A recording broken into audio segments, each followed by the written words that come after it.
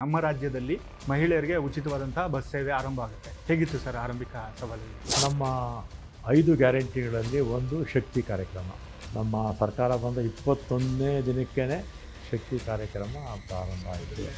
Corona ಆದಮೇಲೆ ಸಾಕಷ್ಟು ಸಮಸ್ಯೆ ಸುಳಿಗೆ ಸಿಲುಕಿದ್ದು ಇದೆ ಸಾರಿಗೆ ಇಲಾಖೆ. 4,000 ಕೋಟಿ PF, ಗ್ರ್ಯಾಚ್ಯುಯಿಟಿ, ಬಿಲ್ ಪೆಂಡಿಂಗು ಈ ಥರ 4,000 ಇತ್ತು.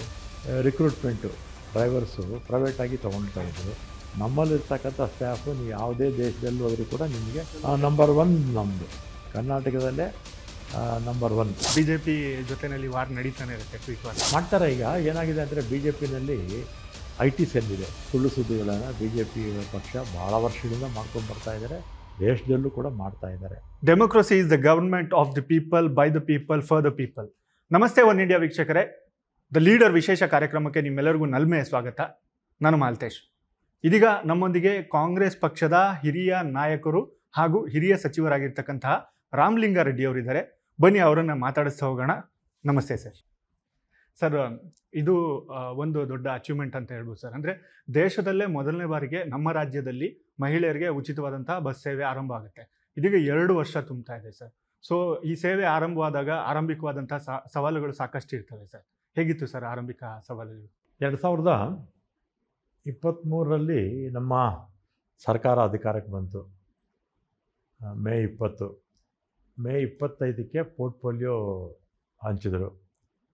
ಆಗ ನಾನು ಈ ಇಲಾಖೆಗೆ 2ನೇ ಸಲ ಬಂದೆ. ಹಿಂದೆ 2013ರಿಂದ 17ವರೆಗೂ ಇದ್ದೆ. ಮತ್ತು ಆಗ ನಮ್ಮ 5 ಗ್ಯಾರಂಟಿಗಳಲ್ಲಿ ಒಂದು ಶಕ್ತಿ ಕಾರ್ಯಕ್ರಮ. ಅದನ್ನು 5 ಇಂಪ್ಲಿಮೆಂಟು ನಾವು ಮಾಡಬೇಕಾಗಿತ್ತು. ಮೊದಲನೇದಾಗಿ ನಮ್ಮ ಶಕ್ತಿ ಕಾರ್ಯಕ್ರಮನೇ ನಾವು ಕಾರ್ಯಗತ ಮಾಡ್ತೀವಿ ಅಂತ ಮುಖ್ಯಮಂತ್ರಿಗಳ ಗಮನಕ್ಕೆ ತಂದಾಗ ಜೂನ್ 11 ಅಂದರೆ ನಮ್ಮ ಸರ್ಕಾರ ಬಂದ 21ನೇ ದಿನಕ್ಕೇ ಶಕ್ತಿ ಕಾರ್ಯಕ್ರಮ ಪ್ರಾರಂಭ ಆಯಿತು. ಮೊದಲನೇ ಗ್ಯಾರಂಟಿ. ಮತ್ತು ಆಗ ನಮ್ಮ ಈ ಶಕ್ತಿ ಮಹಿಳೆಯರಿಗೆ ಉಚಿತ ಪ್ರಯಾಣ ಅಂತ ನಾವು ಮ್ಯಾನಿಫೆಸ್ಟೋದಲ್ಲಿ ಹಾಕಿದ್ವಿ. ಆವಾಗ ವಿಪಕ್ಷಗಳು ಟೀಕೆ ಮಾಡಿದ್ರು. ಸುಮ್ಮನೆ ಮ್ಯಾನಿಫೆಸ್ಟೋದಲ್ಲಿ ಹಾಕ್ತಾರೆ, ಚುನಾವಣಾ ಪ್ರಣಾಳಿಕೆಯಲ್ಲಿ ಘೋಷಣೆ ಆಗುತ್ತೆ, ಇದನ್ನು ಇಂಪ್ಲಿಮೆಂಟ್ ಮಾಡಲ್ಲ ಅಂತ. ಆಗ ವಿಪಕ್ಷಗಳು ಸಹಜವಾಗಿ ಅವರು ಟೀಕೆ ಮಾಡಿದ್ರು. ಮತ್ತು ಚುನಾವಣೆ ಆಯಿತು, 136 ಸ್ಥಾನ ಬಂತು. ನಮ್ಮ ಕಾರ್ಯಕ್ರಮ ಕೂಡ ಪ್ರಾರಂಭ ಆಯಿತು. ಆಗ ಮುಖ್ಯಮಂತ್ರಿ ಆಗಿದ್ದಂಥವರು ಯಾರು, ಬೊಮ್ಮಾಯಿಯವರು, ಅವರು ಒಂದು ತಿಂಗಳಿಗೇ ಎಲ್ಲ BMTCನಲ್ಲಿ KSRTC 4 ಕಾರ್ಪೊರೇಷನ್ ಎಲ್ಲ ಈ ಶಕ್ತಿ ಕಾರ್ಯಕ್ರಮ ತಂದಿದ್ದಾರೆ. ತಂದಾದಮೇಲೆ ಪೆಟ್ರೋಲ್ ಇಲ್ಲದೆ, ಡೀಸೆಲ್ ಇಲ್ಲದೆ ಗಾಡಿಗಳು ಎಲ್ಲಂದರೆ ಅಲ್ಲಿ ನಿಂತೋಗ್ಬಿಡುತ್ತೆ. ನೌಕರರಿಗೆ ಸಂಬಳ ಕೊಡೋಕ್ಕಾಗೋದಿಲ್ಲ ಅಂತೆಲ್ಲ ಟೀಕೆ ಮಾಡಿದ್ರು. ಆಮೇಲೆ ಅವ್ರ ಕಾಲದಲ್ಲಿ ತಿಂಗಳಿಗೆ 2 ಸಲ ಸಂಬಳ ಕೊಡ್ತಾಯಿದ್ರು. 1 ತಿಂಗಳ ಸಂಬಳ 2 ಸಲ ಕೊಡ್ತಾಯಿದ್ರು. ಸಾಕಷ್ಟು ಪ್ರತಿಭಟನೆಗಳು ಕೂಡ ನಡೆದಿತ್ತು. ಆಮೇಲೆ ಸುಮಾರು 4,000 ಕೋಟಿ ಸಾಲ ಇಟ್ಟೋಗಿದ್ರು ಅವರು. ಜೊತೆಗೆ 38 ತಿಂಗಳು ವೇತನ ಪರಿಷ್ಕರಣೆ ಮಾಡಿ 38 ತಿಂಗಳ ಬಾಕಿ ಕೂಡ ಅವರು ಇಟ್ಟೋಗಿದ್ರು. ಮತ್ತು ಅವರ ಬಡ್ಜೆಟಲ್ಲಿ ಸೇರಿಸ್ಕೊಂಡ್ಬಿಟ್ಟಿದ್ರೆ ನಮ್ಗೆ ಈಗ ಇರ್ತಕ್ಕಂಥ ಸಮಸ್ಯೆ ಇರ್ತಿರಲಿಲ್ಲ. ಮತ್ತು ಆಗ ಬಸ್ಸುಗಳು ಕೂಡ ಕಡಿಮೆ ಇತ್ತು. ಕಡಿಮೆ ಅಂದರೆ ಸುಮಾರು 4 ವರ್ಷಗಳ ಕಾಲ ಸತತವಾಗಿ 2019ರಿಂದ 23ವರೆಗೂ 450 ಬಸ್ಸು BMTCಲಿ ಬಿಟ್ಟರೆ ಉಳಿದ 3 ಕಾರ್ಪೊರೇಷನಲ್ಲಿ 1 ಬಸ್ಸು ತೊಗೊಂಡಿರಲಿಲ್ಲ ಕಾರಣಾಂತರಗಳಿಂದ. ಆಮೇಲೆ ರಿಕ್ರೂಟ್ಮೆಂಟು 14,000 ಜನ ರಿಟೈರ್ಮೆಂಟ್ ಆಗಿದ್ದರು 2016ರಿಂದ. ಹಿಂದೆ ನಾನು ಇದೇ ಇಲಾಖೆ ಮಂತ್ರಿ ಆಗಿದ್ದಾಗ 2016ರಲ್ಲಿ ರಿಕ್ರೂಟ್ಮೆಂಟ್ ಮಾಡಿದ್ದು ಬಿಟ್ಟರೆ 2023ವರೆಗೂ ರಿಕ್ರೂಟ್ಮೆಂಟು ಮಾಡಿರಲಿಲ್ಲ. ಅಂದರೆ ಯಾಕೆ ಈ ಮಾತು ಹೇಳ್ತೀನಿ ಅಂದರೆ, ಬಸ್ಸಸ್ ಕೊರತೆ ಇತ್ತು, 3 ವರ್ಷ ತಗೊಂಡಿರಲಿಲ್ಲ, ಸಿಬ್ಬಂದಿ ಕೊರತೆ ಇತ್ತು. ಆದರೂ ಕೂಡ ಧೈರ್ಯ ಮಾಡಿ ಶಕ್ತಿ ಕಾರ್ಯಕ್ರಮ ಪ್ರಾರಂಭ ಮಾಡಿದ್ವಿ. ಆಮೇಲೆ ಯಶಸ್ವಿ ಕೂಡ ಆಯಿತು. ಎಲ್ಲ ಸಣ್ಣ ಪುಟ್ಟ ಲೋಪದೋಷಗಳಿರುತ್ತೆ, ಇಲ್ಲ ಅಂತಲ್ಲ. ಒಟ್ಟಾರೆಯಾಗಿ ಈಗ 450 ಕೋಟಿಗಿಂತಲೂ ಹೆಚ್ಚು ಮಹಿಳೆಯರು ನಮ್ಮ ಬಸ್ಸುಗಳಲ್ಲಿ ಪ್ರಯಾಣ ಮಾಡಿದ್ದಾರೆ. 450 ಕೋಟಿಗಿಂತಲೂ ಹೆಚ್ಚು ಮಹಿಳೆಯರು ರೆಕಾರ್ಡ್ ಪ್ರಯಾಣ ಮಾಡಿದ್ದಾರೆ. ಮತ್ತು ಸುಮಾರು ಒಂದು 4,900 ಬಸ್ಸುಗಳು ಕೂಡ ತಗೊಂಡ್ವಿ. ಇನ್ನೂ ಒಂದು 1,000 ಬಸ್ಸಸ್ಸು ಬರಬೇಕು. ಆಮೇಲೆ ಈ ವರ್ಷ ಕೂಡ ಮತ್ತೆ ಮುಖ್ಯಮಂತ್ರಿಗಳು 2,000 ಬಸ್ಸು ಕೊಟ್ಟಿದ್ದಾರೆ. ಇದರ ಜೊತೆಗೆ ಕೇಂದ್ರ ಸರ್ಕಾರ ಕೂಡ ಒಂದು 700 ಎಲೆಕ್ಟ್ರಿಕ್ ಬಸ್ಸಸ್ಸು ನಮಗೆ ಮೈಸೂರು, ಬೆಂಗಳೂರು ಈ ಥರ ದೊಡ್ಡ ನಗರಗಳಿಗೆ, ಬೆಂಗಳೂರಿಗೆ ಜಾಸ್ತಿ ಕೊಡ್ತಾರೆ, ಬೇರೆ ದೊಡ್ಡ ನಗರಗಳಿಗೆ ಕೂಡ ಕೊಟ್ಟಿದ್ದಾರೆ. ಅಧಿಕ ಎಲೆಕ್ಟ್ರಿಕ್ ಬಸ್ಗಳಿರ್ತಕ್ಕಂಥ ರಾಜ್ಯ ಯಾವುದು ಅಂದರೆ 2ನೇದು ನಮ್ಮದು. ಮೊದಲನೇ ದೆಹಲಿ, 2ನೇದು ನಮ್ಮದು. ಮುಂದಕ್ಕೆ ನಾವೇ ಮುಂದಕ್ಕೆ ಆಗ್ಬೋದು. ಯಾಕಂದರೆ ಎಲೆಕ್ಟ್ರಿಕ್ ಬಸ್ಸಸ್ಸು, ಮತ್ತು ಕಾರು, ಸ್ಕೂಟ್ರು ಎಲ್ಲ ಸಾಕಷ್ಟು ಸಂಖ್ಯೆಯಲ್ಲಿ ತಯಾರು ಮಾಡ್ತಾಯಿದ್ದಾರೆ, ಜನ ಕೂಡ ಬಳಸ್ತಾ ಇದ್ದಾರೆ. ಇದರಿಂದ ಪೊಲ್ಯೂಷನ್ ಕಡಿಮೆ ಆಗಬೇಕು. ಆ ದೃಷ್ಟಿಯಿಂದ ಹೆಚ್ಚು ಎಲೆಕ್ಟ್ರಿಕ್ ವಾಹನಗಳು ಬರಬೇಕು ಅಂತ ದೇಶದ ಇಚ್ಛೆ. ಅದೇ ರೀತಿ ನಮ್ಮಲ್ಲೂ ಕೂಡ ನಾವು ಕೂಡ ಮಾಡ್ತಾಯಿದ್ದೀವಿ. ಮತ್ತು ರಿಕ್ರೂಟ್ಮೆಂಟು ಅಷ್ಟೇ, ಸುಮಾರು 9,000 ಜನ ರಿಕ್ರೂಟ್ಮೆಂಟು ಆಗ್ತಾಯಿದೆ. ಈಗಾಗಲೇ ಅದರಲ್ಲಿ 3,000-4,000 ಜನ ರಿಕ್ರೂಟ್ಮೆಂಟ್ ಆಗೋಯಿತು. ಉಳಿದಿದ್ದು ಜಸ್ಟ್ ಟೆಸ್ಟು. ಈಗ BMTC ಉದಾಹರಣೆಗೆ 2,500 ಜನ ರಿಕ್ರೂಟ್ಮೆಂಟ್ ಆಗಿದೆ. ಈ ಜಮೀನು ಕಳ್ಕೊಂಡ್ರಲ್ಲ, ಅವರೊಂದು 22 ಜನ ಅಬ್ಜೆಕ್ಷನ್ ಹಾಕಿದ್ದಾರೆ. ಅದು ಕ್ಲಿಯರ್ ಆದ 2,500 ಜನಕ್ಕೆ ಇಮಿಡಿಯೇಟಾಗಿ ಕೊಟ್ಬಿಡ್ತೀವಿ. ವಾಯು ಕರ್ನಾಟಕದಲ್ಲಿ 2,000 ಜನ ಎಲ್ಲ ಇಂಟರ್ವ್ಯೂ ಎಲ್ಲ ಮುಗಿದಿದೆ. ಅದು ಕೂಡ ಆದೇಶ ಪತ್ರ ಕೊಡಬೇಕು. KSRTCನಲ್ಲಿ ಸುಮಾರು 14,000 ಜನ ಡ್ರೈವರ್ ಪೋಸ್ಟ್ಗೆ ಹಾಕ್ಕೊಂಡಿದ್ರು. 10,000ಕ್ಕಿಂತಲೂ ಹೆಚ್ಚು ಡ್ರೈವಿಂಗ್ ಟೆಸ್ಟ್ ಆಗೋಯಿತು. ಇನ್ನೊಂದು 3,000 ಜನ ಮುಗಿದ ತಕ್ಷಣ ಇಲ್ಲೂ ಕೂಡ ಸುಮಾರು ಒಂದು 7,500 ಜನ ತೊಗೊಳ್ತೀವಿ. ಒಟ್ಟು 9,000 ಜನ ರಿಕ್ರೂಟ್ಮೆಂಟು ಆಗುತ್ತೆ. ಮತ್ತು ಅನುಕಂಪದ ಆಧಾರದ ಮೇಲೆ ನಮ್ಮಲ್ಲಿ 60 ವರ್ಷ ಅಂದರೆ ರಿಟೈರ್ಡ್ ಆಗೋಕ್ಕೆ ಮುಂಚೆ ತೀರೋದಂಥವ್ರಿಗೆ ಕೆಲಸ ಕೊಡುವಂಥದ್ದು ಸುಮಾರು ಒಂದು 1,000 ಜನಕ್ಕೆ ಕೊಟ್ಟಿದ್ದೀವಿ. ಅದಕ್ಕಿಂತ ಭಾಳ ವರ್ಷಗಳಿಂದ ನಿಂತೋಗಿತ್ತು. ಒಟ್ಟಾರೆಯಾಗಿ ಒಂದು 10,000 ಜನಕ್ಕೆ ಈ 2 ವರ್ಷದಲ್ಲಿ ಕೆಲಸ ಸಿಕ್ಕಿದಂಗೆ ಆಗುತ್ತೆ. ಸುಮಾರು ಒಂದು 5,500 6,000 ಬಸ್ಸಸ್ಸು ಆ್ಯಡ್ ಮಾಡ್ದಂಗೆ ಆಗುತ್ತೆ. ಮತ್ತು ಒಂದು 2,000 ಬಸ್ಸಸ್ಸು. ಮತ್ತು ಜೊತೆಗೆ ನಮ್ಮ ಕಾರ್ಮಿಕರ ಕಲ್ಯಾಣ, ನೌಕರರ ಕಲ್ಯಾಣ, ಆಕ್ಸಿಡೆಂಟ್ ಆಗಿ ಯಾರಾದರೂ ತೀರೋದ್ರೆ 1 ಕೋಟಿ ರೂಪಾಯಿ ಅವರಿಗೆ ಇನ್ಶೂರೆನ್ಸು. ದೇಶದ ಯಾವುದೇ ರಾಜ್ಯದಲ್ಲಿ ಯಾವುದೇ ಸಂಸ್ಥೆಯಲ್ಲಿ ಇಲ್ಲ. ಅವ್ರು ಕೆಲಸ ಮಾಡೋವಾಗ ಅಥವಾ ಕೆಲಸದಲ್ಲಿ ಇಲ್ಲದೇ ಇದ್ದಾಗಲೂ ತೀರೋದ್ರೆ 1 ಕೋಟಿ ರೂಪಾಯಿ ಅಂಥದ್ದು. ಮತ್ತು ಸರ್ವಿಸಲ್ಲಿದ್ದಾಗ ತೀರೋದಂಥವ್ರಿಗೆ ಹಿಂದೆ ಎಲ್ಲ ಬರೀ 3 ಲಕ್ಷ ಕೊಡ್ತಾಯಿದ್ರು. ಅದನ್ನೀಗ 10 ಲಕ್ಷ ಮಾಡಿದ್ದೀವಿ. ಮತ್ತು ಪ್ಯಾಸೆಂಜರ್ಸು ಟ್ರಾವೆಲ್ ಮಾಡುವಂಥ ಸಂದರ್ಭದಲ್ಲಿ ತೀರೋದ್ರೆ ಅಥವಾ ಆಕ್ಸಿಡೆಂಟ್ ಆಗಿ ಬೇರೆ ಯಾರಾದರೂ ಸಾರ್ವಜನಿಕರು ತೀರೋದ್ರೆ ಒಂದು 25,000 50,000 ಕೊಟ್ಟು ಕೋರ್ಟ್ಗೆ ಹೋಗಿ ಅಂತ ಹೇಳಿಬಿಡೋರು. ಈಗ ಅವರಿಗೆ 10 ಲಕ್ಷ ರೂಪಾಯಿ ನೇರವಾಗಿ ಕೊಡ್ತೀವಿ. ಅದರ ಮೇಲೆ ಕೋರ್ಟ್ ಏನಾದರೂ ಹೆಚ್ಚುವರಿಯಾಗಿ ಕೊಡಿ ಅಂದರೆ ಅದು ಬೇರೆ ಪ್ರಶ್ನೆ.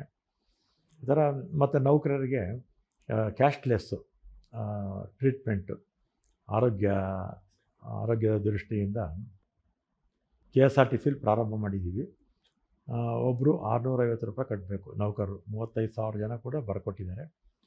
ಅವರು ಕೆಲಸದಲ್ಲಿ ಇರ್ತಕ್ಕಂಥವರು, ಅವರ ಪತ್ನಿ ಅಥವಾ ಅವರ ಯಜಮಾನರು, ಮತ್ತು ತಂದೆ ತಾಯಿ ಮತ್ತು ಮಕ್ಕಳು, ಅಂದರೆ ಒಂದು ಕುಟುಂಬ ಒಂದು 6-7 ಜನಕ್ಕೆ ಒಂದು ತಿಂಗಳಿಗೆ 650 ರೂಪಾಯಿ, ವರ್ಷಕ್ಕೆ ಹತ್ತಿರ 8,000 ರೂಪಾಯಿ ಕೊಟ್ಟರೆ ಅವರು ಅಷ್ಟು ಕುಟುಂಬಕ್ಕೆ ಯಾವುದೇ ಹಣ ಇಲ್ಲದೆ ಕ್ಯಾಶ್ಲೆಸ್ಸು ಯಾವುದೇ ನಮ್ಮದು ಸುಮಾರು ಒಂದು 300-350 ಹಾಸ್ಪಿಟಲ್ಸು ನಮ್ಮ ಜೊತೆ ಒಡಂಬಡಿಕೆ ಮಾಡ್ಕೊಂಡಿದ್ದಾರೆ.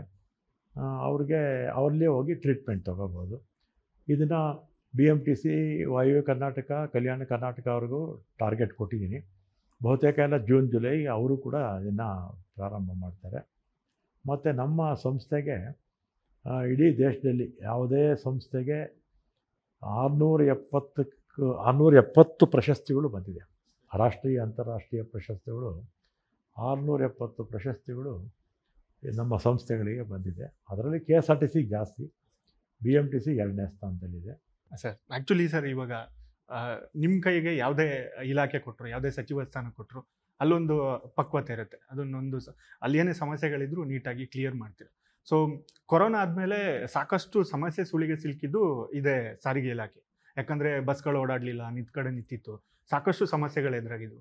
ಸರ್ ನೀವು ಇಲಾಖೆಗೆ ಬಂದಿದ್ದ ತಕ್ಷಣ ಸಾರಿಗೆ ಇಲಾಖೆಯಲ್ಲಿ ಮೊದಲು ಮಾಡಿದಂಥ ಚೇಂಜಸ್ಗಳೇನು ಸರ್? ಮೊದಲು ಮಾಡಿದ್ದು ನಮಗೆ ಆರ್ಥಿಕ ಸಂಕಷ್ಟದಲ್ಲಿತ್ತು ಸಂಸ್ಥೆಗಳು. ನಾನು ಹೇಳಿದಲ್ಲ ಆಗಲೇ 4,000 ಕೋಟಿ ಪಿ ಎಫು, ಗ್ರ್ಯಾಚ್ಯುಯಿಟಿ, ಬಿಲ್ ಸ್ಪೆಂಡಿಂಗು ಈ ಥರ 4,000 ಇತ್ತು. ಮತ್ತು ನೌಕರರದು 38 ತಿಂಗಳು ಬಾಕಿ ಇತ್ತು. ಇನ್ನೂ ಅದು ಕಾರ್ಯಗತ ಆಗಬೇಕು. ಮೊನ್ನೆ ಮುಖ್ಯಮಂತ್ರಿಗಳ ಜೊತೆ ಚರ್ಚೆ ಕೂಡ ಆಯಿತು. ಇನ್ನೊಂದು ಮೀಟಿಂಗ್ ಕರೀತೀನಿ ಅಂತ ಹೇಳಿದ್ದಾರೆ.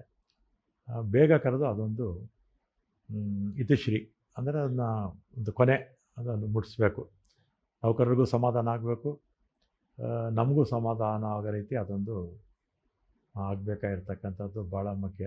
ಮತ್ತು ಆರ್ಥಿಕ ಸಂಕಷ್ಟಕ್ಕೆ ನಮ್ಮ ಮುಖ್ಯಮಂತ್ರಿಗಳು ಸುಮಾರು 2,000 ಕೋಟಿ ಅಷ್ಟು ಸಾಲ ತಗೊಳ್ಳೋದಕ್ಕೆ ಅನುಮತಿ ಕೊಟ್ಟು ಆ ಸಾಲವನ್ನು ರಾಜ್ಯ ಸರ್ಕಾರನೇ ತೀರಿಸ್ತಾ ಇದ್ದಾರೆ. ಅದಂತೂ ಸಾಲದ ಹೊರೆ ಸ್ವಲ್ಪ ಕಡಿಮೆ ಆಯಿತು.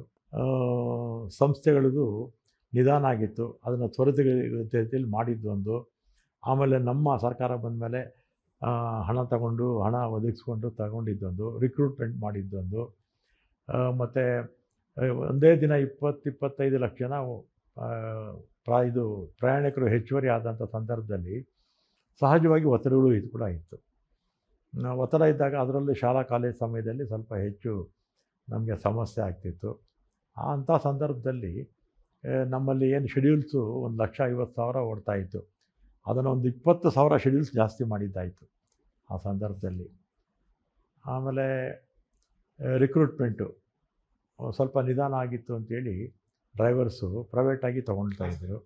ಅದು ಒಂದು ತುಂಬ ದೊಡ್ಡ ಚರ್ಚೆ ಆಗಿತ್ತು ಸರ್. ಆಮೇಲೆ ಮತ್ತೆ ಸಾರಿಗೆ ಇಲಾಖೆಯನ್ನು ಪ್ರೈವೇಟೈಸ್ ಮಾಡ್ತಾ ಇದ್ದಾರೆ. ಸೊ ಅದೆಲ್ಲ ಒಂದು ಅಂದರೆ ನಿಮ್ಮ ಕೈಗೆ ಇಲಾಖೆ ಸಿಗೋದಕ್ಕಿಂತ ಮುಂಚೆ ಇದ್ದಿದ್ದ ಆರೋಪಗಳು. ಈಗ ಏನಾಗಿತ್ತು, 2016ರಿಂದ 23ವರೆಗೂ 8 ವರ್ಷಗಳ ಕಾಲ ರಿಕ್ರೂಟ್ಮೆಂಟೇ ಮಾಡದೇ ಇದ್ದರೆ ಸಹಜವಾಗಿ ನೌಕರರು ಕಡಿಮೆ ಆಗ್ತಾರೆ. ಅಂಥ ಸಂದರ್ಭದಲ್ಲಿ ಅನಿವಾರ್ಯವಾಗಿ ಟೆಂಪ್ರವರಿಯಾಗಿ ತೊಗೊಂಡಿದ್ರು ಯಾರು ಹಿಂದಿನ ಸರ್ಕಾರದಲ್ಲಿ. ಆವಾಗ ಆ ಸಂದರ್ಭದಲ್ಲಿ ಅವರು ತೊಗೊಂಡಿದ್ದು ಸರಿಯೇ.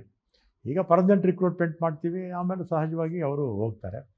ಆಮೇಲೆ ಈ ಕೇಂದ್ರ ಸರ್ಕಾರ ನಮಗೆ ಎಲೆಕ್ಟ್ರಿಕ್ ಬಸ್ಸಸ್ಗೆ ಸಬ್ಸಿಡಿ ಕೊಡ್ತಾರೆ. ಸಬ್ಸಿಡಿ ನೇರವಾಗಿ ನಮಗೆ ಕೊಡೋದಿಲ್ಲ ಅವರೇನು ಮಾಡ್ತಾರೆ, ನಾವು ಟೆಂಡರ್ ಕರಿತೀವಿ, GCC ಅಂತ, ಗ್ರಾಸ್ ಕಾಸ್ಟ್ ಕಾಂಟ್ರಾಕ್ಟ್ ಅಂತ ಅದನ್ನು ಕರೀತಾರೆ. ಯಾವ ಟೆಂಡರ್ ಕರೆದಾಗ ಈಗ ಟಾಟಾ ಕಂಪ್ನಿ, ಇನ್ನೂ 2 ಕಂಪ್ನಿಗಳು ಆ ರೀತಿ ಈಗ ನಮ್ಮಲ್ಲಿ ಬಸ್ ಓಡಿಸ್ತಾ ಇದ್ದಾರೆ. ಅವ್ರಿಗೆ ಟೆಂಡರ್ ಆದರೆ ನೇರವಾಗಿ ಸಬ್ಸಿಡಿ ಹಣ ಆ ಸಂಸ್ಥೆಗೆ ಹೋಗುತ್ತೆ. ಬಸ್ಸು ಮೈಂಟೆನೆನ್ಸು ಅವ್ರದ್ದೇ, ಬಸ್ಸು ಅವ್ರದ್ದೇ. ನಮಗೆ ಕಿಲೋಮೀಟ್ರ್ ಲೆಕ್ಕದಲ್ಲಿ ನಾವು ಹಣ ಕೊಡಬೇಕು, ಕಂಡಕ್ಟ್ರು ಮಾತ್ರ ನಮ್ಮದು. ಆಗ ಯೂನಿಯನ್ನವರು ಖಾಸಗೀಕರಣ ಮಾಡ್ತಾಯಿದ್ದಾರೆ ಅಂತ ಹೇಳಿದರು. ಇದಕ್ಕೂ ನಮಗೂ ಈ ಯಾವ ಸಂಬಂಧನೂ ಇಲ್ಲ. ಇದು ಕೇಂದ್ರ ಸರ್ಕಾರದ ನೀತಿ, ನಮ್ಮ ನೀತಿ ಅಲ್ಲ, ರಾಜ್ಯ ಸರ್ಕಾರದ ನೀತಿ ಅಲ್ಲ.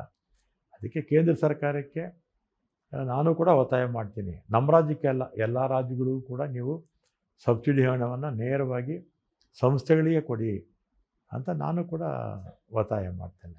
BJP ಜೊತೆಯಲ್ಲಿ ವಾರ್ ನಡೀತಾನೆ ಇರುತ್ತೆ, ಟ್ವೀಟ್ ವಾರ್ ಅಂದರೆ ಮಾಡ್ತಾರೆ. ಈಗ ಏನಾಗಿದೆ ಅಂದರೆ BJPನಲ್ಲಿ IT ಸೆಲ್ ಇದೆ.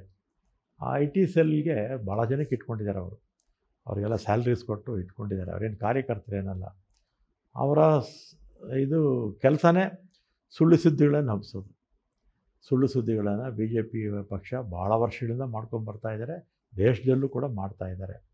ಈಗ ಉದಾಹರಣೆಗೆ ಯಾವುದೋ ಒಂದು ಬಸ್ಸಲ್ಲಿ ಹೊಗೆ ಜಾಸ್ತಿ ಬರ್ತಾ ಇರುತ್ತೆ, ಅದನ್ನು ಫೋಟೋ ಹೊಡೆದ್ಬಿಟ್ಟು ಹೀಗಿದೆ. ಆ ಬಸ್ ಯಾರು ಹಿಂದೆ ಅವ್ರ ಸರ್ಕಾರ ಇದ್ದಾಗಲೂ ಅದೇ ಬಸ್ಸಲ್ಲೂ ಇದ್ದಿದ್ದು. ಅಥವಾ ಯಾವುದೋ ಒಂದು ಕಂಡಕ್ಟ್ರು ಅನುಚಿತವಾಗಿ ನಡ್ಕೊಂಡ್ಬಿಡ್ತಾರೆ. ನಮ್ಮಲ್ಲಿ ಸ್ಟಾಫ್ ಇದ್ದಾರಲ್ಲ, 1,00,000 ಸ್ಟಾಫ್ ಇದ್ದಾರೆ. ಅದರಲ್ಲಿ ಭಾಳ ಪ್ರಾಮಾಣಿಕತೆಯಿಂದ ಕೆಲಸ ಮಾಡುವಂಥವರು 100ಕ್ಕೆ 99 ಭಾಗ ಇದ್ದಾರೆ. ಮತ್ತು ಇಷ್ಟೆಲ್ಲ ಪ್ರಶಸ್ತಿಗಳು ಬರಬೇಕಾದ್ರೆ, ಮತ್ತು ಕೋವಿಡ್ ಸಂದರ್ಭದಲ್ಲಿ, ಮತ್ತು ಮೊನ್ನೆ ಹೆಚ್ಚುವರಿಯಾಗಿ ಪ್ರತಿದಿನ 25 ಲಕ್ಷ ಜನ ಪ್ರಯಾಣಿಕರು ಜಾಸ್ತಿ ಆದಂಥ ಸಂದರ್ಭದಲ್ಲಿ ಅವರ ಸಹಕಾರ ಇಲ್ಲ ಅಂತೇಳಿದರೆ ಸಂಸ್ಥೆಗೆ ಇಷ್ಟು ಪ್ರಶಸ್ತಿಗಳು ಬರ್ತಿರಲಿಲ್ಲ, ಒಳ್ಳೆಯ ಹೆಸರು ಕೂಡ ಬರ್ತಿರಲಿಲ್ಲ. ಆಮೇಲೆ ನೀವು ದೇಶದ ಯಾವುದೇ ಭಾಗಕ್ಕೆ ಹೋಗಿ ನಮ್ಮ ಸಂಸ್ಥೆಯಲ್ಲಿ ಇದ್ದಷ್ಟು ಫೆಸಿಲಿಟೀಸು, ನಮ್ಮ ಸಂಸ್ಥೆಯಲ್ಲಿ ಇದ್ದಷ್ಟು ಟೆಕ್ನಾಲಜಿ, ನಮ್ಮ ಸಂಸ್ಥೆಯಲ್ಲಿ ಇರ್ತಕ್ಕಂಥ ಬಸ್ಸುಗಳು, ನಮ್ಮಲ್ಲಿರ್ತಕ್ಕಂಥ ಸ್ಟಾಫು, ನೀವು ಯಾವುದೇ ದೇಶದಲ್ಲೂ ಹೋದರೂ ಕೂಡ ನಿಮಗೆ ನಮ್ಮ ದೇಶದಲ್ಲಿ, ಬೇರೆ ದೇಶದಲ್ಲಿ ಇರ್ಬೋದು, ಇಲ್ಲ ಅಂತಲ್ಲ, ನಮ್ಮ ದೇಶದಲ್ಲಿ ಜಾಗತಿಕ ಮಟ್ಟದಲ್ಲಿ ನಂಬರ್ 1 ನಮ್ಮದು ಕರ್ನಾಟಕದಲ್ಲೇ ನಂಬರ್ 1. ಟೆಕ್ನಾಲಜಿನಲ್ಲೂ ಅಷ್ಟೇ ಹೊಸ ಹೊಸ ಇನ್ವೆನ್ಷನ್ಸು ಎಲ್ಲ ನಮ್ಮಲ್ಲೆಲ್ಲ ಮಾಡ್ತಾ ಇದ್ದಾರೆ, ಸ್ಟೇಟನ್ನು ಒಂದು ಹೆಮ್ಮೆ ಮಾಡ್ತಾರೆ. ಆಮೇಲೆ ಈ ರೀತಿ ಬಿ ಜೆ ಪಿಯವರು ಈಗ ಸ್ಯಾಲ್ರೀಸು 1ನೇ ತಾರೀಕು ಕೊಡಬೇಕಾಗಿತ್ತು, ಅವ್ರು 7ನೇ ತಾರೀಕು ಕೊಡ್ತಾಯಿದ್ರು BMTC ಅವರು. ಅವರೇ ತೀರ್ಮಾನ ತೊಗೊಂಡು 1ನೇ ತಾರೀಕು ಕೊಡ್ತೀವಿ ಅಂತ ಈಗ ಎಲ್ಲನೂ 1ನೇ ತಾರೀಕು ಕೊಡ್ತಾರೆ. ರಜಾ ರಜಾ ಬಂದಾಗ ಮೊನ್ನೆ ಎರಡು ತಿಂಗಳ ಮಾತು, ಅವರು ತಿಂಗಳಿಗೆ 2 ಸಲ ಕೊಡ್ತಾಯಿದ್ರು ಸಂಬಳ. ರಜಾ ಬಂದಂಥ ಸಂದರ್ಭದಲ್ಲಿ ರಜಾ ಇತ್ತಲ್ಲ, ಇದೇನೋ ಟೆಕ್ನಿಕಲಾಗಿ ಇದಾಗಲಿಲ್ಲ, ಅದಕ್ಕೂ ಕಾಮೆಂಟ್ ಮಾಡಿದ್ರು, ಸಂಬಳ ಕೊಡಲಿಲ್ಲ, ತಿಂಗಳಿಗೆ 2 ಸಲ ಕೊಡ್ತಾಯಿದ್ರು, ನಾವು 7ನೇ ತಾರೀಕು ಕೊಡ್ತಾಯಿದ್ವಿ, 7ಕ್ಕೆ ಬೇಡ ಯೂನಿಫಾರ್ಮ್ ಆಗಿ 4 ಕಡೆ ಒಂದೇ ತಾರೀಕೆ ಕೊಡಬೇಕು ಅಂದಾಗ ಈ ಥರದ ಸಣ್ಣ ಪುಟ್ಟ ವಿಚಾರಗಳನ್ನ ಎತ್ಕೊಂಡು ಅಪಪ್ರಚಾರ ಮಾಡೋದು. ಆಮೇಲೆ ನನ್ನ ಹತ್ರ ಅವ್ರು ಬಯಸ್ಕೊಳ್ತಾರೆ, ನಾನು ಅವ್ರು 2ರಷ್ಟು ಅವರು ವಿರುದ್ಧ ಹಾಕ್ತೀನಿ, ಈ ರೀತಿ ಮಾಡ್ತಾರೆ. ಈಗ ಮುಜರಾಯಿ ಇಲಾಖೆಯಲ್ಲೂ ಅಷ್ಟೇ, ಮುಜರಾಯಿ ಇಲಾಖೆಯಲ್ಲಿ ಸುಮಾರು 35,000 ದೇವಸ್ಥಾನ ಇದೆ. 393 ದೇವಸ್ಥಾನಗಳು A grade, B grade. A grade ಅಂದರೆ 25 ಲಕ್ಷಕ್ಕಿಂತ ಆದಾಯ ಹೆಚ್ಚಿರ್ತಕ್ಕಂಥದ್ದು, ಬಿ ಗ್ರೇಡ್ ಅಂದರೆ 5 ಲಕ್ಷದಿಂದ 25 ಲಕ್ಷವರೆಗೂ ಇರ್ತಕ್ಕಂಥದ್ದು, ಸ್ವಲ್ಪ ಜನ ಜಾಸ್ತಿ ಇಲ್ಲೇ ಹೋಗೋದು. ಸಿ ಗ್ರೇಡ್ ಟೆಂಪಲ್ಸು ಬಹುತೇಕ ಗ್ರಾಮಾಂತರ ಪ್ರದೇಶದಲ್ಲಿರುತ್ತೆ, ಅವ್ರಿಗೆ ಆದಾಯನೂ ಕೂಡ ಕಡಿಮೆ ಇರುತ್ತೆ. ಮತ್ತು ಅವ್ರಿಗೆ ತಸ್ತಿಕ್ ಹಣ ಕೊಡ್ತೀವಿ 72,000, ಅದು ಕೂಡ ನಿಮ್ಮ ಕಾಲಾವಧಿಯಲ್ಲಿ ಚೇಂಜಸ್. ತಸ್ತಿಕ್ ಹಣ ಕೊಡ್ತೀವಿ, ಅದು ಇದೇ ಪೂಜೆ ಇದಕ್ಕೆಲ್ಲ ಮಾಡಲಿ ಅಂತ, ಕಡ್ಡಿ ಕರ್ಪೂರ ಹೂವು ಇದೆಲ್ಲ ಮಾಡಲಿ ಅಂತ ಕೊಡ್ತೀವಿ. ಆ 72,000 ತಸ್ತಿಕ್ ಏನಿದೆಯಲ್ಲ, ಅದು ಅದರಲ್ಲಿ 48,000 ಸಿದ್ದರಾಮಯ್ಯವರು ಮುಖ್ಯಮಂತ್ರಿ ಆಗಿದ್ದಾಗ ಹಿಂದಿನ ಬಾರಿ ಈ ಬಾರಿ ಸಿದ್ದರಾಮಯ್ಯವರು ಕೊಟ್ಟಿದ್ದು 48,000 72,000ದಲ್ಲಿ. ಆಮೇಲೆ ಅರ್ಚಕರು ತೀರೋದ್ರೆ, ಅನುವಂಶಿಕ ಅರ್ಚಕರು 1 ಪೈಸಾ ಕೊಡ್ತಿರಲಿಲ್ಲ, ನಾವೀಗ ಕನಿಷ್ಠ 2 ಲಕ್ಷ ರೂಪಾಯಿ ಕೊಡಬೇಕು ಅಂತ ಮಾಡಿದ್ವಿ. ಅವ್ರ ಮಕ್ಕಳಿಗೆ ಸ್ಕಾಲರ್ಶಿಪ್ಪು 5,000ದಿಂದ 1 ಲಕ್ಷ ರೂಪಾಯಿ ಕೊಡ್ತೀವಿ. ಆಮೇಲೆ ಇಲ್ಲೂ ಅಷ್ಟೇ KSRTCನಲ್ಲಿ 5,000ದಿಂದ 1 ಲಕ್ಷ ರೂಪಾಯಿವರೆಗೂ ಕೂಡ ಸ್ಕಾಲರ್ಶಿಪ್ಸ್ ಇಲ್ಲೂ ಕೂಡ ಕೊಡ್ತೀವಿ. ಮತ್ತು ಮುಜರಾಯಿ ಇಲಾಖೆಯಲ್ಲಿ ಕೂಡ 2003ರಲ್ಲಿ ಹೊಸ ಕಾನೂನು ಜಾರಿಗೆ ಬಂತು, ರಾಜ್ಯ ಧಾರ್ಮಿಕ ಪರಿಷತ್ ಅಂತ. ಆ ಕಾನೂನು ಜಾರಿ ಆದಮೇಲೆ ಒಂದು ದೇವಸ್ಥಾನದ ಹಣವನ್ನು ಇನ್ನೊಂದು ದೇವಸ್ಥಾನಕ್ಕೂ ಕೊಡೋ ಅಧಿಕಾರ ಯಾರಿಗೂ ಇಲ್ಲ.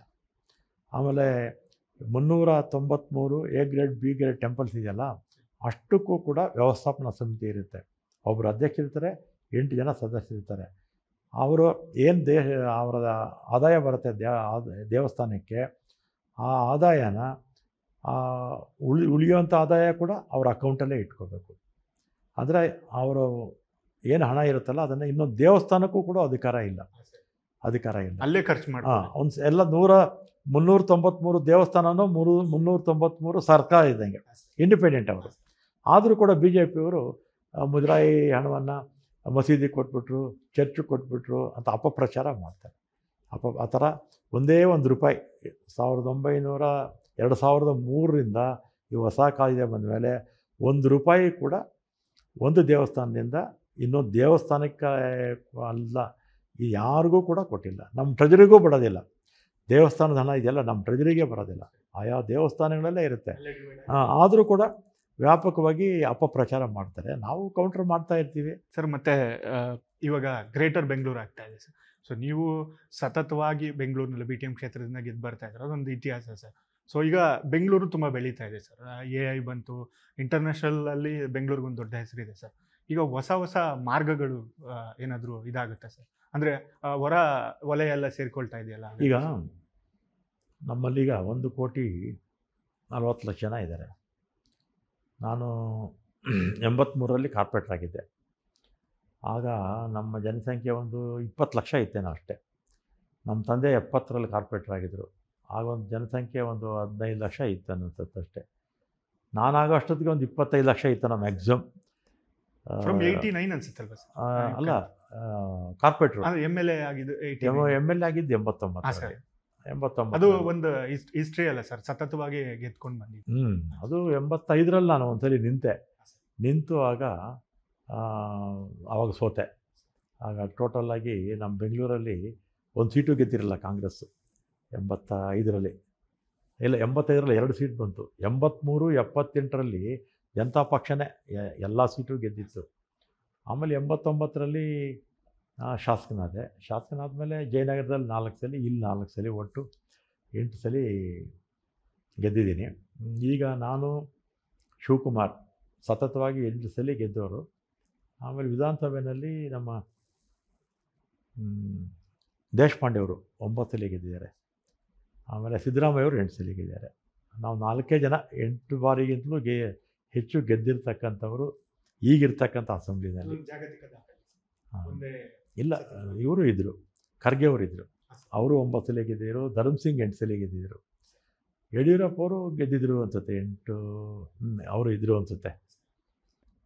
ಸೊ ಇವಾಗ ಬೆಂಗಳೂರು ಇಷ್ಟೆಲ್ಲ ಡೆವಲಪ್ ಆಗ್ತಾ ಇದೆ ಸರ್. ಅದು ಬೆಂಗಳೂರಿನ ಅಭಿವೃದ್ಧಿ ಜೊತೆನೇ ನೀವು ಶಾಸಕರಾಗಿ ಇದು ಮಾಡ್ಕೊಂಡ್ಬಂದಿದ್ದೀವಿ. ಈಗ ನೆಕ್ಸ್ಟ್ ಅಪ್ಕಮಿಂಗ್ ಡೇಸು ಸರ್, ಈಗ ಒಂದು ಬೆಂಗಳೂರು ಬೆಳೆದಿದೆ.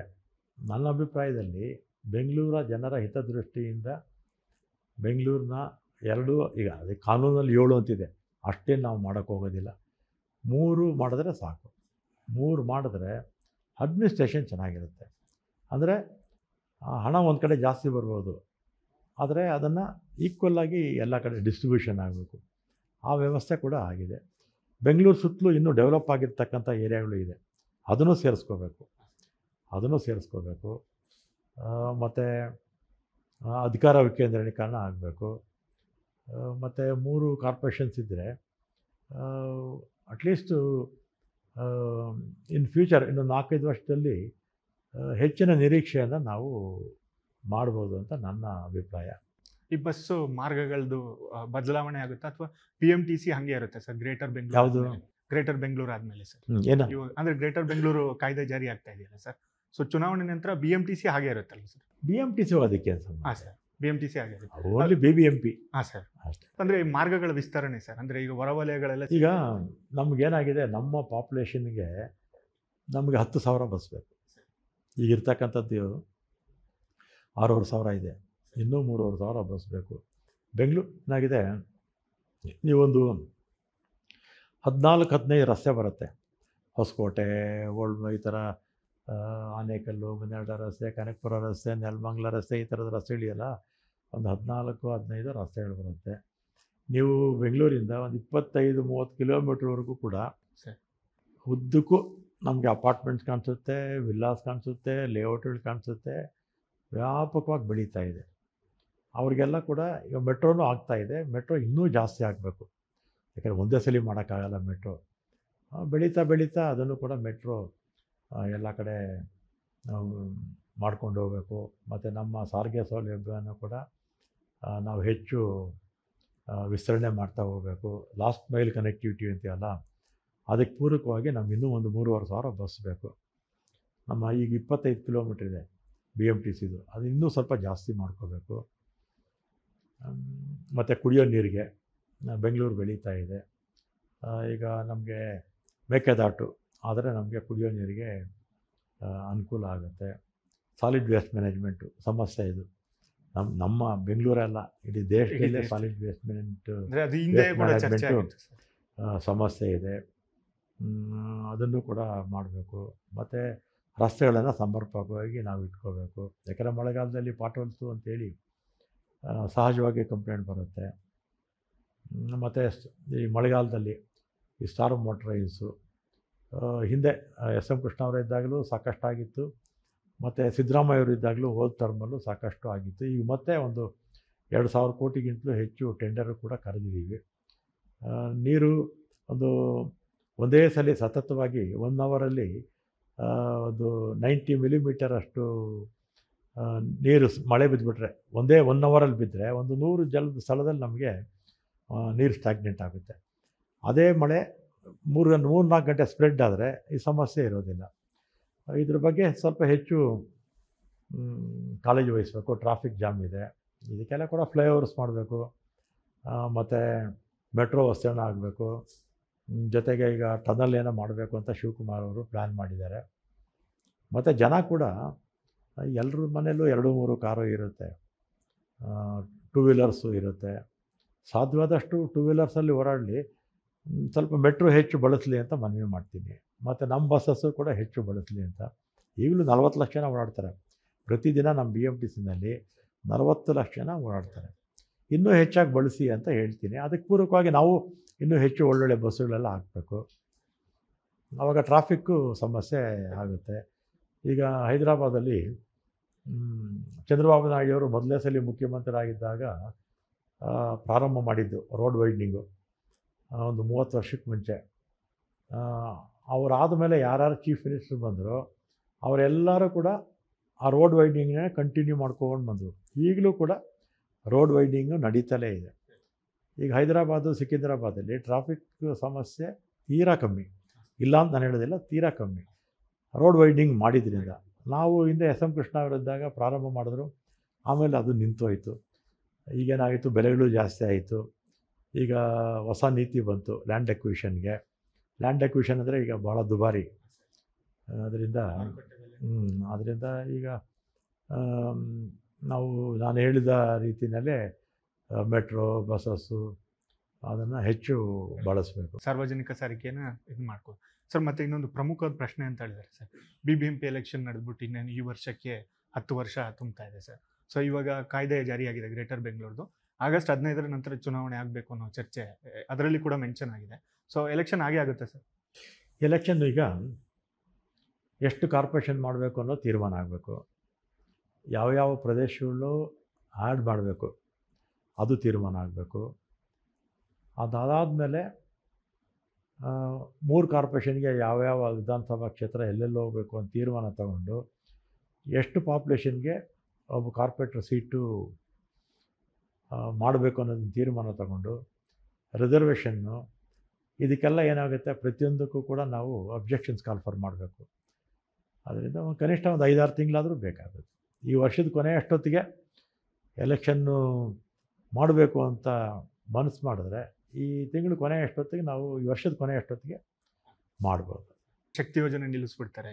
ಸೊ ಈ ಎಲೆಕ್ಷನ್ ಆಗಿದ ತಕ್ಷಣ, ಮುಂದಿನ ಎಲೆಕ್ಷನ್ ಆಗಿದ ತಕ್ಷಣ ನಿಲ್ಲಿಸ್ಬಿಡ್ತಾರೆ ಅಂತ ಅವರು ಶಕ್ತಿ ಕಾರ್ಯಕ್ರಮ ನಿಲ್ಲಿಸ್ಬಿಡ್ತಾರೆ ಅಂತೇಳಿ ಅವರು ಅಪಪ್ರಚಾರ ಮಾಡ್ತಾರೆ. ಬೇಸಿಕ್ಕಾಗಿ BJP ಪಕ್ಷ ಮಹಿಳಾ ವಿರೋಧಿಗಳು. ಯಾಕಂದರೆ ಇವರು ಮನುವಾದಿಗಳು, ಇವರು ಇವರು ಪೂರ್ವಜರೆಲ್ಲ ಮನುವಾದಿಗಳು. ಅದರಿಂದ ಮಹಿಳಾ ವಿರೋಧಿಗಳು ಇವರು. ಹೆಣ್ಮಕ್ಳು ಉಚಿತವಾಗಿ ಓಡಾಡಿದ್ರೆ ಇವ್ರು ಯಾಕೋ ಹೊಟ್ಟೆವ್ರಿಗೆ. ಆಮೇಲೆ 2,000 ರೂಪಾಯಿ ಗೃಹಲಕ್ಷ್ಮಿ ಕೊಡ್ತೀವಿ, ಅದು ಇವ್ರಿಗೆ ಸಹಿಸಲ್ಲ. ಮತ್ತು 5 kg ಅಕ್ಕಿ ಕೊಡ್ತೀವಿ. ಮತ್ತೇನು 5 kg ಅಕ್ಕಿ ಯಾವುದೋ ಕಾಲದಿಂದ ಕೊಡ್ತಾಯಿದ್ರು. ಆಹಾರ ಭದ್ರತಾ ಅದೇ ಸ್ವಲ್ಪ ಹೆಚ್ಚಾಗಿ ಆಹಾರ ಭದ್ರತೆ ದೃಷ್ಟಿಯಿಂದ ಕೊಟ್ಟಿದ್ದೀವಿ. ಮತ್ತು ಇನ್ನೊಂದು ಇದನ್ನೆಲ್ಲ ಯಾಕೆ ಕೊಟ್ವಿ ಅಂದರೆ, ಈಗ ಕೇಂದ್ರ ಸರ್ಕಾರ ಪೆಟ್ರೋಲ್ನ ಗ್ಯಾಸು ನಮ್ಮ ಮನಮೋಹನ್ ಸಿಂಗ್ ಅವರು ಇಳಿಯುವಂಥ ಸಂದರ್ಭದಲ್ಲಿ 410 ರೂಪಾಯಿ ಇತ್ತು. ಚುನಾವಣೆ ಸಂದರ್ಭದಲ್ಲಿ 200 ರೂಪಾಯಿ ಕೊಡ್ತೀವಿ ಅಂತ ಪ್ರಚಾರ ಮಾಡಿದ್ರು. ಹಾಗೆ 70 ರೂಪಾಯಿ ಪೆಟ್ರೋಲ್ ಇತ್ತು, 40 ಕೊಡ್ತೀವಿ ಅಂದರು. ಆಮೇಲೆ ಡೀಸಲ್ಲು ಆವಾಗ 49 ಇತ್ತು, 30 ರೂಪಾಯಿ ಕೊಡ್ತೀವಿ ಅಂದರು. ವಿದೇಶದಲ್ಲಿರ್ತಕ್ಕಂಥ ಕಪ್ಪಣ ತರ್ತೀವಿ ಅಂದರು. ವರ್ಷಕ್ಕೆ 2 ಕೋಟಿ ಉದ್ಯೋಗ ಕೊಡ್ತೀವಿ ಅಂದರು. ಆಮೇಲೆ ಈ ರೀತಿ ಅನೇಕ ಆಶ್ವಾಸನೆಗಳನ್ನು ಈಡೇರ್ಸೋಕ್ಕಾಗಲ್ಲ ಅಂತ ಗೊತ್ತು, ಆದರೂ ಕೂಡ ಜನರ ದಾರಿ ತಪ್ಪಿಸುವಂಥ ಕೆಲಸವನ್ನು ಮಾಡಿದ್ರು. ಮತ್ತು ದಿನನಿತ್ಯದ ಅಗತ್ಯ ವಸ್ತುಗಳು, ಅಕ್ಕಿ, ಬೇಳೆ, ಗಾಳಿ, ಬೆಳಕು 2 ಬಿಟ್ಟರೆ ನಾವು ಏನೇನು ಪದಾರ್ಥ ಉಪಯೋಗಿಸ್ತೀವಿ, ಚಿಕ್ಕ ಮಕ್ಕಳು ಉಪಯೋಗಿಸ್ತಾರಲ್ಲ, ಪೆನ್ಸಿಲ್ಲು, ರಬ್ಬರಿಂದ ಹಿಡಿದು ಹಾಲು ಮೊಸರಿಂದ ಹಿಡಿದು ಪ್ರತಿಯೊಂದು ಪದಾರ್ಥಕ್ಕೂ GST ಹಾಕಿದ್ದಾರೆ. ಜನಕ್ಕೇನಾಗಿದೆ, ಆದಾಯ ಜಾಸ್ತಿ ಆಗಲಿಲ್ಲ, ಖರ್ಚು ಜಾಸ್ತಿ ಆಯಿತು. ಅದಕ್ಕೆ ಪೂರಕವಾಗಿ ನಮ್ಮ ಸರ್ಕಾರ ಜನಕ್ಕೆ ಸಹಾಯ ಆಗಲಿ ಅಂತ ಒಂದು ಕುಟುಂಬಕ್ಕೆ ಒಂದು 4-5 ಸಾವಿರ ರೂಪಾಯಿ ಅಷ್ಟು ಬೆನಿಫಿಟ್ ಆಗ್ತಾಯಿದೆ. ಈಗ ಒಂದು ಕಡೆ ಕೇಂದ್ರ ಸರ್ಕಾರ GST ಹಾಕಿ ಸುಮಾರು 5 ಲಕ್ಷ ಕೋಟಿ ನಮ್ಮ ಕಡೆಯಿಂದ ತೊಗೊಳ್ತಾರೆ. ಅವ್ರು ನಮ್ಗೆ ವಾಪಸ್ ಕೊಡ್ತಾ ಇರ್ತಕ್ಕಂಥದ್ದು 13 ಪೈಸೆ, 1 ರೂಪಾಯಿಗೆ 13 ಪೈಸೆ, 50,000 ಕೋಟಿ ಕೊಡ್ತಾರೆ. ಇನ್ನು 4.5 ಲಕ್ಷ ಕೋಟಿ ಅವರೇ ಇಟ್ಕೊಳ್ತಾರೆ. ಉತ್ತರದ ರಾಜ್ಯಗಳಿಗೆ ಜಾಸ್ತಿ ಹೋಗುತ್ತೆ, ಅವ್ರಿಗೆಲ್ಲ ಕೊಡ್ತಾರೆ. ಅಟ್ಲೀಸ್ಟ್ ಕನಿಷ್ಠ ನಮಗೆ ಅರ್ಧದಾದರೂ ಕೊಡಬೇಕಲ್ಲ. 5 ಲಕ್ಷ ಕೋಟಿಲಿ 2.5 ಲಕ್ಷ ಕೋಟಿ ಆದರೂ ಕೊಟ್ಟರೆ ನಮ್ಮ ರಾಜ್ಯದ ಅಭಿವೃದ್ಧಿಗೆ ಅನುಕೂಲ ಆಗುತ್ತೆ. ಬೇರೆಯವ್ರಿಗೂ ಕೊಡಲಿ, ಬೇಡ ಅಂತ ಹೇಳೋದಿಲ್ಲ. ಈ ಥರ ಕೇಂದ್ರ ಸರ್ಕಾರದ ಈ ಧೋರಣೆಯಿಂದ, ಬೆಲೆ ಏರಿಕೆ ಧೋರಣೆಯಿಂದ ಉದ್ಯೋಗಗಳು ಈ ಎಲ್ಲೂ ಇಷ್ಟು ವರ್ಷದಲ್ಲಿ ಸ್ವಾತಂತ್ರ್ಯ ಬಂದ ಮೇಲೆ ಇಷ್ಟು ನಿರುದ್ಯೋಗಿಗಳ ಸಂಖ್ಯೆ ನಾನು ಯಾವತ್ತೂ ಕೂಡ ಕೇಳಿರಲಿಲ್ಲ. ಭಾಳಷ್ಟು ಜನ ಪಾಪ ಬರ್ತಾರೆ ದಿನಗಳೆಲ್ಲ ಮಾತ್ರ ಒಂದು 10 ಜನ ಕೆಲಸ ಕೊಡ್ತೀನಿ ಅಂತ. ಎಲ್ಲಿ ಉದ್ಯೋಗಗಳೇ ಸೃಷ್ಟಿ ಆಗ್ತಿಲ್ಲ. ಹಿಂದೆ ನರಸಿಂಹರಾವರಿದ್ದಾಗ ಹೊಸ ಹೊಸ ನೀತಿಗಳಿಂದ ಬೇಕಾಷ್ಟು ಉದ್ಯೋಗಗಳು ಸಿಗ್ತಾಯಿತ್ತು. ಮನಮೋಹನ್ ಸಿಂಗ್ ಅವ್ರ ಕಾಲದಲ್ಲೂ ಸಾಕಷ್ಟು ಉದ್ಯೋಗಗಳು ಸಿಗ್ತಾಯಿತ್ತು. ಇತ್ತೀಚೆಗೆ ಉದ್ಯೋಗಗಳೇ ಇಲ್ಲ, ಎಲ್ಲೂ ಹೊಸ ಉದ್ಯೋಗಗಳೇ ಸೃಷ್ಟಿ ಆಗ್ತಿಲ್ಲ. ನಿರುದ್ಯೋಗಿಗಳ ಸಂಖ್ಯೆ ಜಾಸ್ತಿ ಆಗ್ತಾಯಿದೆ. ಈ ದಿಕ್ಕಲ್ಲಿ ಕೇಂದ್ರ ಸರ್ಕಾರ ಯೋಚನೆ ಮಾಡಬೇಕು, ರಾಜ್ಯ ಸರ್ಕಾರಗಳು ಯೋಚನೆ ಮಾಡಬೇಕು. ಈಗ ನೋಡಿ, ಮೊನ್ನೆ ರಾಜಸ್ಥಾನಲ್ಲಿ ಕ್ಲಾಸ್ 4 ಹುದ್ದೆಗೆ ಎಷ್ಟೋ 24 ಲಕ್ಷ ಜನ ಏನೋ ಗ್ರ್ಯಾಜುಯೇಟ್ಸು ಅಪ್ಲಿಕೇಶನ್ ಹಾಕಿದ್ರಂತೆ. ಹರಿಯಾಣದಲ್ಲೂ ಹಾಕಿದ್ರು ಒಂದು 4-5 ತಿಂಗಳ ಮುಂಚೆ. ಈ ಥರ ಪ್ರತಿ ವರ್ಷ ವಿಶ್ವವಿದ್ಯಾನಿಲಯದಿಂದ ಲಕ್ಷಗಟ್ಟಲೆ ಜನ ಆಚೆ ಬರ್ತಾರೆ. ಅಷ್ಟೇ ಜನಕ್ಕೂ ನಾವು ಸರ್ಕಾರಿ ಉದ್ಯೋಗ ಕೊಡೋದು ಬೇಡ, ಎಲ್ಲರಿಗೂ ಕೊಡೋಕ್ಕೆ ಸಾಧ್ಯನೇ ಇಲ್ಲ. ಅಂದರೆ ಉದ್ಯೋಗಗಳು ಸೃಷ್ಟಿ ಮಾಡಬೇಕಲ್ಲ, ಪ್ರೈವೇಟ್ ಸೆಕ್ಟರಲ್ಲಿ ಉದ್ಯೋಗ ಸೃಷ್ಟಿ ಮಾಡಬೇಕಲ್ಲ, ಸಾಮಾಜಿಕ ಭದ್ರತೆ ಸಿಗುತ್ತೆ. ಮತ್ತು ಸರ್, ಕಾಶ್ಮೀರದ ವಿಚಾರ ತುಂಬ ದೊಡ್ಡ ಚರ್ಚೆ ಆಗ್ತಾ ಇತ್ತು. ಈಗ BJPಯವರು ಮಾತುಗಾರರು, ಇಂದಿರಾ ಗಾಂಧಿಯವರು 71ರಲ್ಲಿ, ಅದಕ್ಕೆ ಮುಂಚೆ ಇವರಿದ್ದಾಗಲೂ ಯುದ್ಧ ಆಯಿತು. ಶಾಸ್ತ್ರಿಯವರಿದ್ದಾಗ, ನೆಹರೂರವರಿದ್ದಾಗ. ಆಮೇಲೆ ಇಂದಿರಾ ಗಾಂಧಿಯವರಂತೂ ಪಾಕಿಸ್ತಾನವನ್ನು 2 ಭಾಗವಾಗಿ ಮಾಡಿದ್ರು ಅಲ್ವಾ. ಅದಾದಮೇಲೆ ಕಾರ್ಗಿಲ್ ವಾರ ಆಯಿತು ಇವರಿದ್ದಾಗ, ವಾಜಪೇಯಿಯವರಿದ್ದಾಗ. ಆಮೇಲೆ ಪುಲ್ವಾಮಾ ಘಟನೆ 40 ಜನ ನಾವು ಸೈನಿಕರನ್ನ ಕಳ್ಕೊಂಡ್ವಿ. ಮಿಲ್ಟ್ರಿ ಮೂವ್ಮೆಂಟ್ ಇದ್ದಾಗ ಸಿವಿಲಿಯನ್ಸ್ಗೆ ಅವಕಾಶ ಕೊಡ್ತಿರಲಿಲ್ಲ. ಮಿಲ್ಟ್ರಿ ಮೂವ್ಮೆಂಟ್ ಇದ್ದಾಗ ಅದು ಯಾಕೆ ಯಾವ ಕಾರಣಕ್ಕೆ ವಿಚಾರ ಮಾಡ್ಕೊಂಡ್ರೋ ಗೊತ್ತಿಲ್ಲ. ಸಿವಿಲಿಯನ್ಸು ಮೂವ್ಮೆಂಟು ಕೊಟ್ಬಿಟ್ರು ಮಿಲ್ಟ್ರಿ ಜೊತೆ. 40 ಜನ ನಾವು ಸೈನಿಕರನ್ನ ಕಳ್ಕೊಂಡ್ವಿ. ಮೊನ್ನೆನೂ ಅಷ್ಟೇ ಒಂದು 500 ಜನ ಇದ್ದರಂತೆ ಅಲ್ಲಿ. ನಾನು ಮೊನ್ನೆ ಭರತ್ ಭೂಷಣ್ ಅವ್ರ ಮನೆಗೆ ಹೋಗಿದ್ದಾಗ ಅಲ್ಲಿ ಎಲ್ಲ ಮಾತಾಡ್ತಾಯಿದ್ರು. ಮತ್ತು ಅವರ ಶ್ರೀಮತಿಯವರು ಕೂಡ ಹೇಳ್ತಾಯಿದ್ರು. ಒಬ್ಬ ಪೊಲೀಸು ಇರಲಿಲ್ಲ. ಆಮೇಲೆ ಮೈಸೂರು ಮಂಜುನಾಥರಾವ್ ಅವರ ಶ್ರೀಮತಿಯವರು ಕೂಡ ಪೇಪರಲ್ಲಿ ಕನ್ನಡಪ್ರಭದಲ್ಲಿ ಓದಿದೆ. ಎಲ್ಲ ಚೆನ್ನಾಗಿದೆ ಅಂತ ಹೇಳ್ಬಿಟ್ಟು ಪೊಲೀಸು ವಿಚಾರ ಮಾಡ್ಕೊಂಬಿಟ್ರು.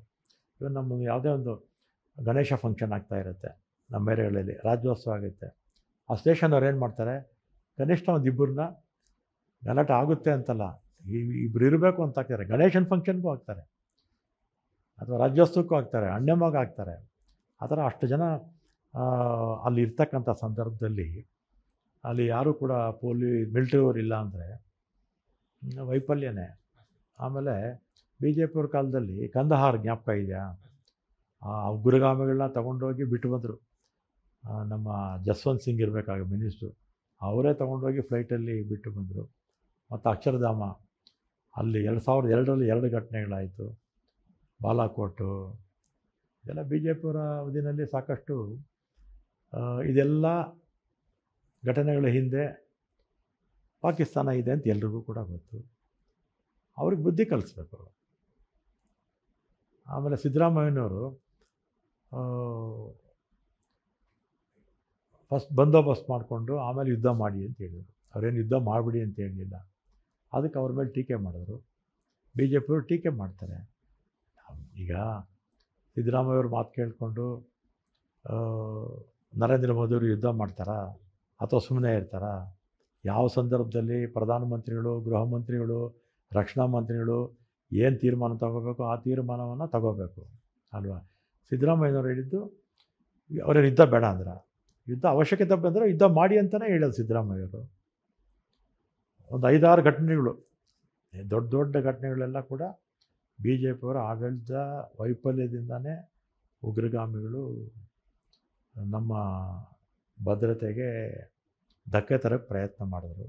ಆಮೇಲೆ ಇಂಥ ವಿಚಾರಗಳಲ್ಲಿ ನಮ್ಮ ಪಕ್ಷ, ನಮ್ಮ ಇಡೀ ದೇಶ ಕೇಂದ್ರ ಸರ್ಕಾರದ ಜೊತೆ ಇರುತ್ತೆ.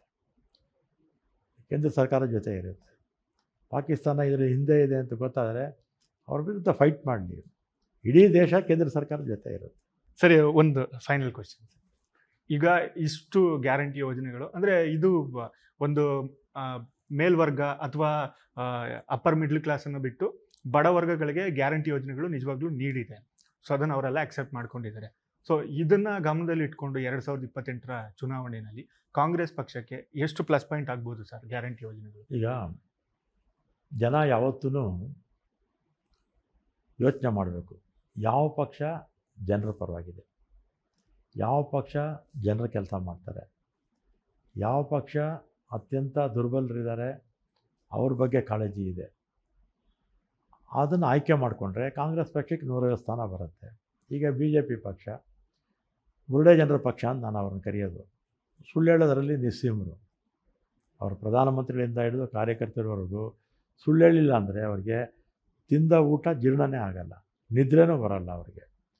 ಈ ಜರ್ಮನಲ್ಲಿ ಹಿಟ್ಲರ್ ಇದ್ನಲ್ಲ, ಅವನ ಹತ್ರ ಗೋಬಲ್ಸ್ ಅಂತ ಒಬ್ಬ ಮಂತ್ರಿ ಇದ್ದ. ಅವನಿಗೆ ಯಾವ ಪೋರ್ಟ್ಫೋಲಿಯೋನೂ ಇಲ್ಲ. ಒಂದು ಸುಳ್ಳು ಹೇಳ್ಬಿಟ್ಟು ಅದನ್ನು 100 ಸಲ ಅದನ್ನು ಹೇಳಿ ನಿಜ ಮಾಡೋದು.